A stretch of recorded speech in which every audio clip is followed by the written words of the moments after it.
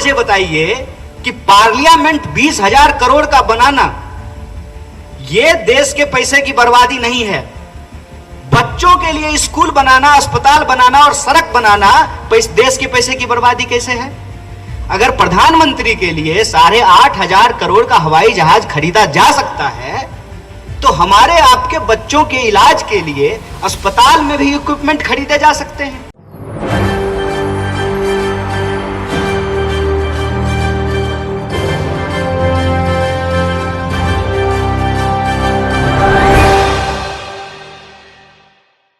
नमस्कार, मैं नाज़मीन खान और आप देख रहे हैं SPN9 न्यूज़।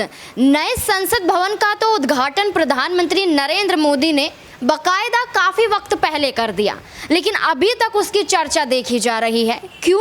क्योंकि यहाँ पर घोटाले के मामले सामने आ रहे हैं।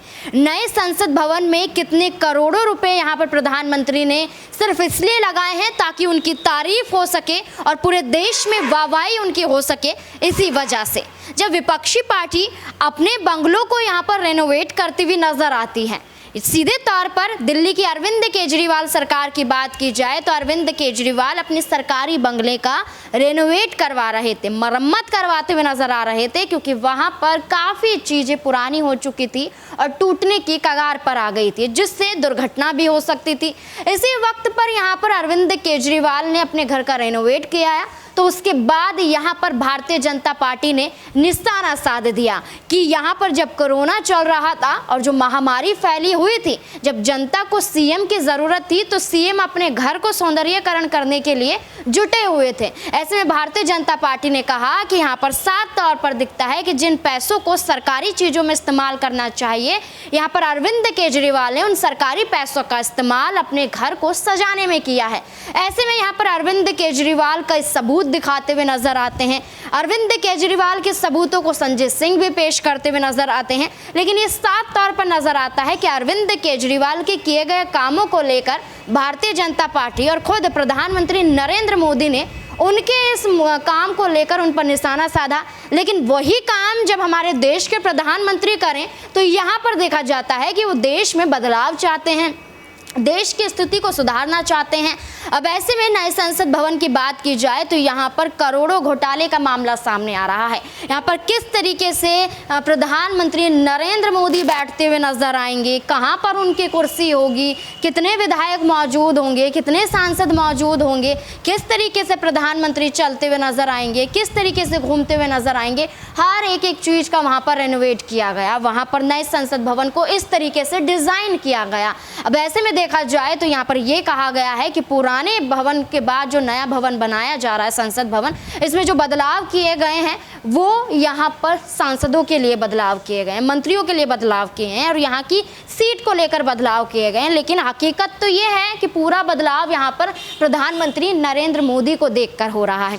अब ऐसे में कन्हैया कुमार की बात की जाए जो कांग्रेस के नेता हैं और जल्द ही दिल्ली के प्रदेश अध्यक्ष भी बनने वाले हैं, वो यहाँ साफ तौर पर इसी घोटाले का जिक्र करते हुए नजर आते हैं और इसी घोटाले के तहत यहाँ पर कई सबूत दिखाते हुए नजर आते हैं। क्या कुछ कन्हैया कुमार नए संसद भवन को लेकर कहते हुए नजर आ रहे हैं, देखिए इस रिपोर्ट में। कि हमारी तमाम जरूरत की चीजें जो पहले भारत की कंपनी, भारत के लोगों द्वारा, भारत के लोगों के लिए बनाया जाता था, आज ये स्थिति पूरी तरह से पलट दी गई है। इसीलिए अर्थव्यवस्था के मामले में यह सरकार पूरी तरह से फेल हुई है। खुद सरकार का दावा है कि हम 80 करोड़ लोगों को 5 किलो अनाज दे रहे हैं। इसका मतलब 80 करोड़ जो लोग हैं वो 5 करोड़ अनाज लेने की स्थिति में हैं। और जब वो 80 करोड़ लोगों को अनाज देते हैं तो कहते हैं कि मास्टर स्ट्रोक है। और जब भारतीय राष्ट्रीय कांग्रेस ओल्ड पेंशन स्कीम को लागू करने की बात करती है, महिलाओं को बस में फ्री पास देने की बात करती है, 10 लाख का इंश्योरेंस देने की बात करती है, तो कहते हैं कि रेवरी पॉलिटिक्स हो रहा है। आप मुझे बताइए कि पार्लियामेंट 20,000 करोड़ का बनाना यह देश के पैसे की बर्बादी नहीं है। बच्चों के लिए स्कूल बनाना, अस्पताल बनाना और सड़क बनाना देश के पैसे की बर्बादी कैसे है? अगर प्रधानमंत्री के लिए 8,500 करोड़ का हवाई जहाज खरीदा जा सकता है तो हमारे आपके बच्चों के इलाज के लिए अस्पताल में भी इक्विपमेंट खरीदे जा सकते हैं, सुपर स्पेशलिटी हॉस्पिटल बनाया जा सकता है। आर्थिक स्तर पर यह सरकार पूरे तरीके से फेल रही है, लोगों की आमदनी नहीं बढ़ी है, और यह प्रति व्यक्ति आय बढ़ने का जो आंकड़ा है उसका हकीकत यह है कि दोस्त की संपत्ति बढ़ गई है, और ये लोग दोस्त को ही देश समझ लिए हैं, इसीलिए दोस्त के आंकड़े को देश का आंकड़ा बता रहे हैं। हकीकत यह है कि इस देश में गरीबी रेखा से नीचे रहने वाले लोगों की संख्या बढ़ी है। 45 साल में बेरोजगारी अपने सबसे उच्चतम स्तर पे पहुंच गया है, महंगाई लगभग दोगुनी हो गई है। यूपीए की जब सरकार थी 450 रुपए में सिलेंडर मिलता था, अब 1200 रुपए में सिलेंडर मिल रहा है।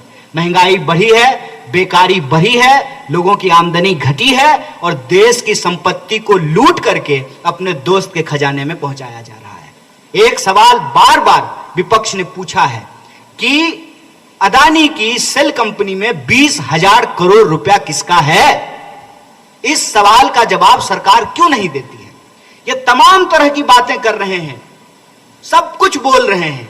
क्या कह रहे हैं कि अरे मोदी जी तो अब देश के नहीं विश्व के नेता बन गए हैं। वो कहावत आपने सुना है ना, घर में नहीं दाने अम्मा चली भुनाने। पहले देश का तो नेता बन जाइए, पहले देश के लोगों को जो वादा किया था उन वादों को तो पूरा कर दीजिए। और ये हमने नहीं किया था, आपने किया था, अपने ही मुंह से किया था, और हम उम्मीद करते हैं कि होशो हवास में किया होगा। आप जब भाषण देते हैं तो होश में ही भाषण देते होंगे। अगर आपने होशो हवास में अपना बयान दिया है, अपने घोषणा पत्र में यह लिखा है, अगर हमने अपने घोषणा पत्र में लिखा है कि हम ओल्ड पेंशन स्कीम लागू करेंगे, और अगर हम नहीं लागू करेंगे तो आप हमसे सवाल नहीं पूछेंगे?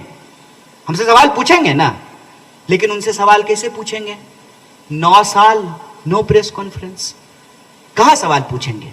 वो अपने फेवरेट जर्नलिस्ट को नहीं, एक्टर को इंटरव्यू देते हैं और के बताते हैं कि आम कैसे खाते हैं। अरे आप आम कैसे भी खाते हो, आप ये बताइए कि हम खाना कैसे खाएं? आप क्या पहनते हैं, कितने घंटे सोते हैं, इससे हमको क्या लेना देना है? आप ये बताइए कि 45 साल में देश में सबसे ज्यादा बेरोजगारी कैसे हो गई? आप ये बताइए कि महंगाई लगभग दोगुनी कैसे हो गई है? आज इन्फ्लेशन रेट का डेटा दिखा रहे थे भाजपा के एक मंत्री साहब। एक तो उनको देख करके हमको हंसी आती है, क्योंकि उनकी पूरी सरकार इस विधा पे चल रही है, त्वमेव माता पिता त्वमेव बंधु सखा त्वमेव।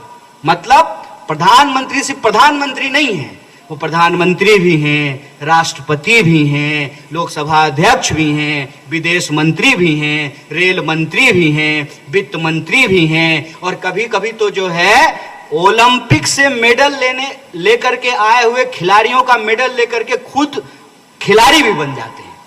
तो वो राजा बाबू हैं, उनको जब मन करता है वो बन जाते हैं। नहीं, जब कहते हैं कि देश में देश का डंका विदेश में बज रहा है, तो मैं पूछता हूं कि विदेश मंत्री कौन है? कौन है विदेश मंत्री?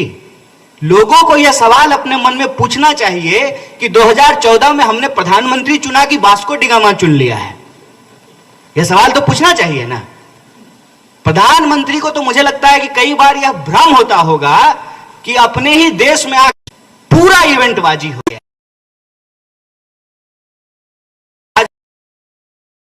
आप लोग जलते हैं, किससे जलते हैं? ऐसी जिंदगी अकेले फुटबॉल देखना पड़े? नहीं चाहिए, बिल्कुल नहीं जलते हैं। ऐसा जीवन बिल्कुल भी नहीं चाहिए।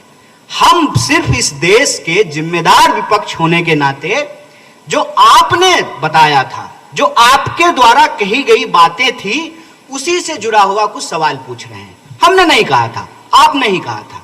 आपने कहा था कि 100 स्मार्ट सिटी बनाएंगे, आपने कहा था 100 दिन में काला धन लेके आएंगे, आपने कहा था कि हर साल 2 करोड़ नौकरी देंगे, तो 18 करोड़ नौकरी होना चाहिए 9 साल में।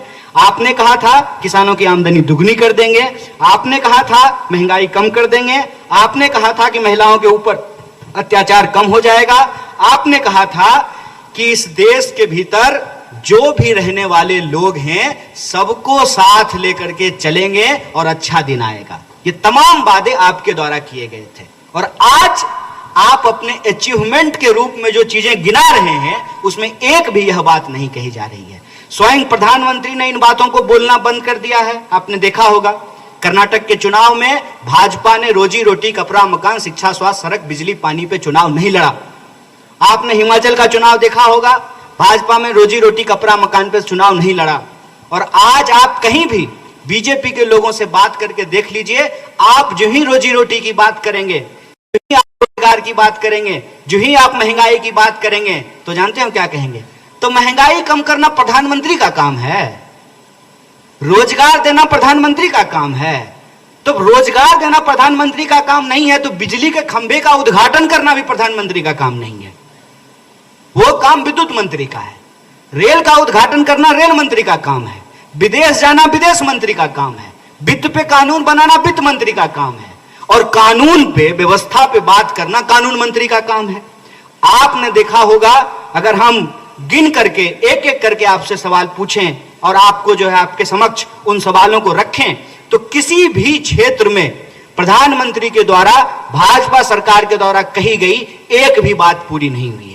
अर्थव्यवस्था की बात कन्हैया कुमार ने किस तरीके से बताया, जब जनता को महंगाई के दौरान अपने देश के प्रधानमंत्री की जरूरत थी, जो यहाँ पर जिन पैसों की जरूरत वो जनता की सुविधा के लिए लगा सकते थे, उनके हित के लिए लगा सकते थे, वही प्रधानमंत्री ने नए संसद भवन को बनाने में लगाए और सारे पैसों को यहाँ पर देखा गया कि किस तरीके से गुपचुप तरीके से लगाए गए थे। ये जनता का पैसा था और संसद भवन में लगा दिया जाता है, और यही पैसा गौतम अडानी की कंपनी में लगा दिया जाता है, और यही पैसा अपने चुनाव प्रसार में लगा दिया जाता है। लेकिन जो सरकारी पैसा जिन चीज़ों में इस्तेमाल करना चाहिए वो हमारे देश के प्रधानमंत्री करते हुए नजर नहीं आते हैं। तो सीधे तौर पर अब ये बात कही जा रही है कि ये पूरा मामला कोर्ट में उठाया जाएगा और कोर्ट में सीधे तौर पर प्रधानमंत्री नरेंद्र मोदी के खिलाफ याचिका दाखिल की जाएगी, क्योंकि यहाँ पर जब विपक्षी पार्टियों पर शिकंजा कसते हुए उनके खिलाफ जांच लगाई गई थी, तो वैसे में प्रधानमंत्री के खिलाफ भी जांच बिठाई जाएगी और नए संसद भवन में कितना पैसा लगाया गया, पैसा कहां से आया, क्या कुछ देखा गया,